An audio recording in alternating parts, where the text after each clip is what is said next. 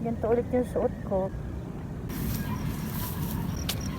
Magkabila may palitos yung talampakan. 5 AM na mahigit, ganyan pa rin kadilim. Nag-start na kami maglakad. Saktong 6 AM, nakarating na ulit kami dito sa Mega World Capital Town mula dun sa bahay. Mahigit 3 kilometers to. Ang hirap pag nandito yung biggest McDo in Asia. Laging nakakatamit mag-almusal dyan.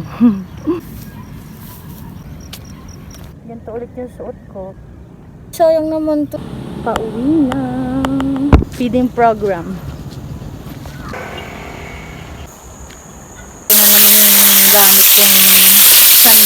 Mano-mano lang yan. Wala nang asukal. Pero meron pa pala akong stock. Dapat hindi mawawala. Marami akong mag-coffee mate. Ito magkapeng barako. Kailangan dark na dark para lasang-lasang kape. Pero hindi ibig sabihin na dapat mapait yung lasa. Ayun na. Tikman ko nga kung katulad pa rin yung kahapon ginawa ko.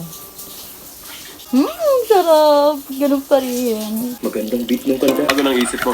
Patapos na kami dito sa My Lovely Liar. Sa Viu to, yung mga panooran ng mga Korean movies at saka series. Last episode na. Pinakamasarap kong pang-eming diet. Honey, almond, granola. Ito naman yung aming susubaybayan.